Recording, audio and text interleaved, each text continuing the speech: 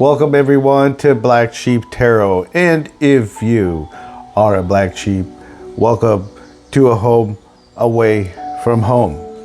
I have some cards on here. I have a total of 8 cards. All right, so this is a channel where we do things differently.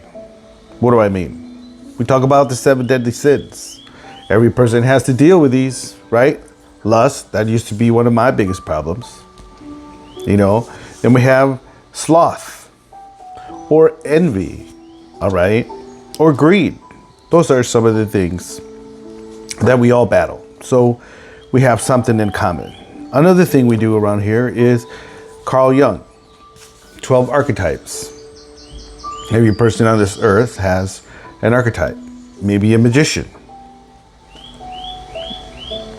Maybe a lover. Maybe a ruler. Those are some of the archetypes that we'll be dealing with here in this channel. Today, we have a Queen of Wands. It's an energy, zest of life, happy, fiery, all right? And her archetype is the explorer. The explorer is a bold traveler. They set out without a clear path and are always open to novelty and adventures. The explorer has a deep love of discovering new places and new things about themselves. The downside of the explorer archetype is that they are always searching for perfection and they are never satisfied. Okay? That is the explorer for the Queen of Wands energy. All right? And this goes along with her energy, wrath. Okay? Wrath. Wrath is a strong anger and hate towards another person. Romans 12:19 reads, "Beloved, never avenge yourselves, but leave it to the wrath of God, for it is written, vengeance is mine. I will repay, says the Lord." Patience. Patience cures wrath by one's first understanding the needs and desires of others before acting or speaking. So that goes along with her energy. All right. So the Page of Pentacles is card number 1. So maybe you're going to invest in an opportunity that is going to take courage and confidence to see things from a different perspective. All right. So you have the Page of Cups with an investment, the Queen of Wands with courage, and the Hangman. For those that don't know the Hangman, it looks like this. Okay. Ooh.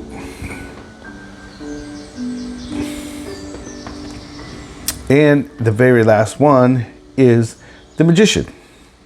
All right. So you're taking action. You want to pause on your actions and your skills because you need to see something from a different point of view. Okay. That's what it shows me. That's the energy I have. So what I'm picking up is how to identify a deceitful person. Okay.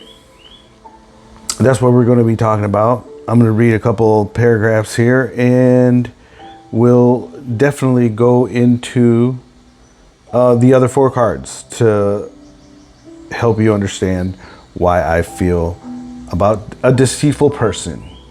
Oh, what a tangled web we weave when we first practice to deceive. Sir Walter Scott wrote this famous line into this poem titled Marmion. a piece written about the Battle of Flodden, 1808. The poem recounts a story focused on a love that managed to survive despite a series of deceptions, manipulations, mischaracterizations, lies, and betrayals performed by two scheming people. This story, though centuries old, still remains relevant today. It is tragic how little people have changed since those words were written. Life would certainly be easier if every person with evil or selfish intent was quickly identified. But alas, there are not. As a result, innocent individuals can often get tangled up in a sticky cobweb similar to the ones Sir Walter Scott describes, finding themselves in places they never thought they would go, feeling vulnerable and violated, and being left behind to clean up the resulting mess. The best way to avoid such a trap is to identify it early. When a person is equipped to see the cobwebs in front of them, they can choose to walk around it and avoid the consequences of being entangled. All right, so the card right under the Page of Cups, all right, to clarify, the Page of Cups is the Knight of Cups. So you're making an investment that is going to pay off, all right? Because you're going from the Page of Pentacles to the Knight of Pentacles. That is a lot of hard work that's going into this, all right? And this is the card right here. Okay. So it's going to work out, your investment. Your investment and having the courage to take a pause, take a rest, and see what's exactly going on. All right? And underneath the Queen of Wands is the Nine of Wands.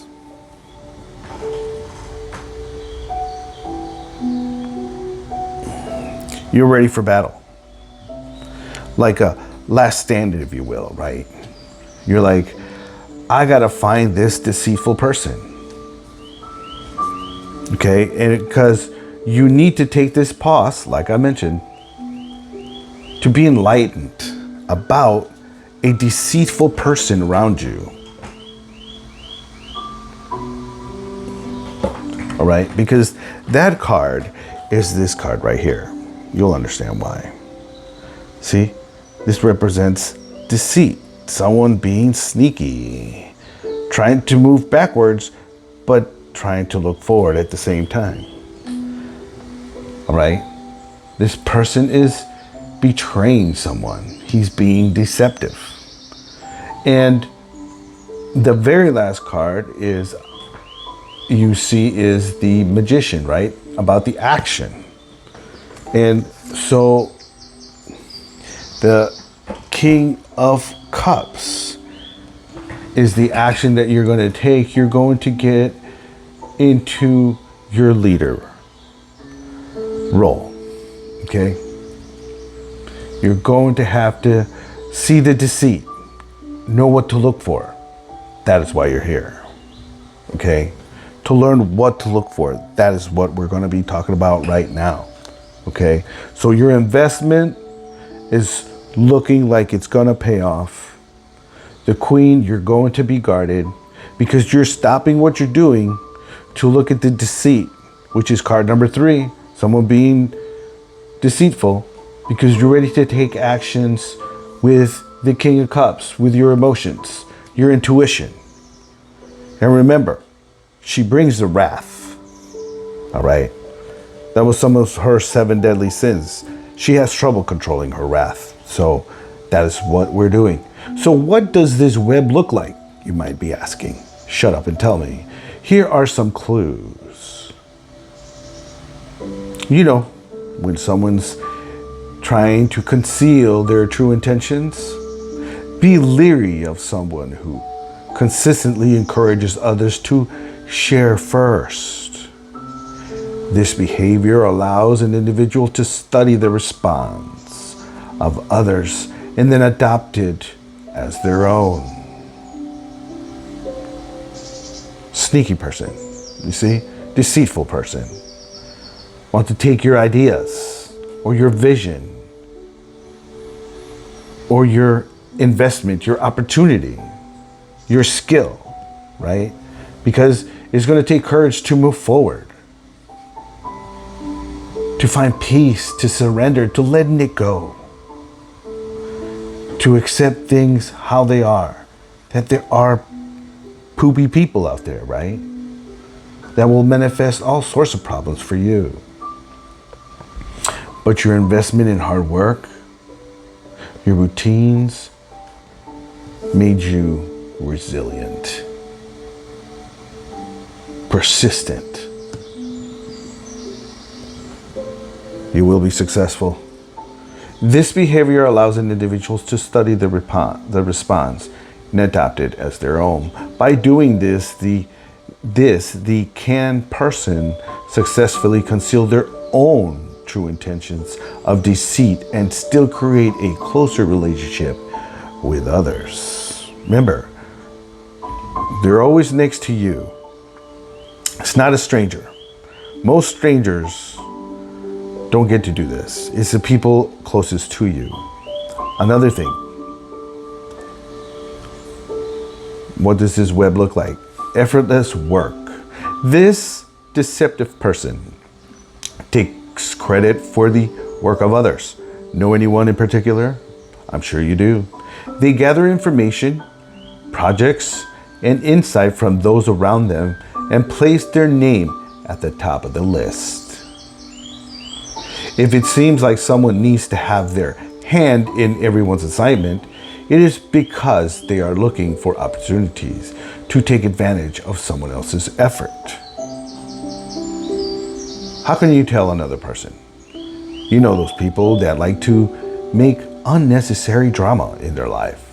The easiest sleight of hand is to create an irresistible proposal or unnecessary drama. This forces the other person to come to the deceiver and address the issue. Sounds like a narcissist to me. Then the issue is tossed aside as the deceiver attacks on an entirely different, unexpected front. By bringing a companion along with you to the confrontation who can listen and step in if needed, this can be evaded. So bring a person, a third party, okay? Someone that's gonna look at it from both sides, a mediator, if you will, okay? Because these people, again, you know, what does the web of lies look like? Withholding instructions. One of the ways to keep a person dependent is to teach only a small amount of information and withholding the rest of the valuable knowledge so that without returning to the instructor, the student will fail. This process fosters independence for the wrong party and increases the dependence that others will have no choice but to act on. Another thing that you might want to look out for is unsuspecting gifts. Know anybody who fits that description? Who likes to just give you gifts just because? I know some women who do that. I know there's men too, but you know, I'm a man, so I will talk about women. Okay? A quick way to disarm a person is to give them a surprising or a surprise gift for no reason. This simple gesture breaks down someone's guard while simultaneously making them feel indebted to the deceiver. Remember, a gift is just that, a gift. There is no need to return the favor. Because we all know that they all have beneficial alliances, right? The most disingenuous people from multiple alliances is in case they are needed in the future. The common tactic used in this sort of deception is to discover some advantage that will benefit the other party and use it to manipulate an alliance. I've had this happen to me. Gang stalking, things like that. The dirtier it is, the better. Later on, the deceiver may use this dirt to either form a deeper unholy commitment or as leverage when needed. See, that is what you have to look out for. That's what that deceit is. That's what that Seven of Swords is. Okay, because these people like to come around your friends, your family members, your co-workers, and ask sneaky questions about you. Another tactic used by a dishonest person is to appear friendly while secretly gathering valuable information about a person's weakness. Benign questions timed inappropriately are designed to catch a person off guard and encourage an honest response. After revealing their vulnerabilities, the target of these questions usually find that the information is shared to their detriment.